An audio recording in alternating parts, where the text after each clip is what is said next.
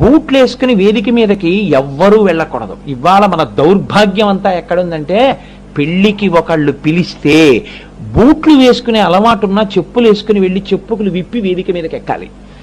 బూట్లతో వేదిక మీదకి ఎక్కుతున్నారు.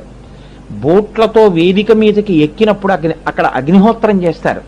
అక్కడ ఇంద్రాణి దేవతలు వస్తారు ఆ వేదిక మీదకి. 32 జ్యోతుల రూపంలో వచ్చేది శచీదేవి వస్తుంది. ఆవిడే వివాహాన్ని నిర్ణయం చేస్తుంది. ఆ దంపతుల యొక్క సౌభాగ్యాన్ని ఎవరు నిర్ణయిస్తారు అంటే శచీదేవి నిర్ణయం చేస్తుంది. అటువంటి శచీదేవి ఉన్న చోట మధ్యలో బట్ట పట్టేటప్పుడు సరిగ్గా బట్టరు. ఆ బట్ట తీసి అక్కడ పడేస్తారు. దాన్ని బూటు కాళ్లతో తొక్కుతూ ఉంటారు. ఇష్టం వచ్చినట్టు చేస్తే దేవతల ఆగ్రహానికి గురైతే ఎవడు రక్షిస్తాడు అనుకుంటున్నావు? ఈ ప్రవర్తించిన వాడు ఇంటికి వెళ్ళిపోతాడు. జీవితంలో భంగపాటు వస్తే దాన్ని దిద్దగలిగినది ఉండదు. ఆ జీవితం అక్కడితో అలా వెళ్ళిపోవలసింది. ఎందుకు లేనిపోని ఇబ్బందులు తెచ్చుకోవడం?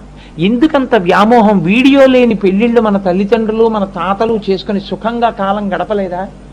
వాళ్ళందరూ షష్ఠిపూర్తి చేసుకున్న వాళ్ళే. షష్ఠిపూర్తి భార్య పక్కన లేకుండా అవకాశం లేనటువంటి దంపతులు మన తండ్రికి ముందున్నటువంటి దంపతుల్లో ఇంచుమించు ఎవ్వరూ లేరు.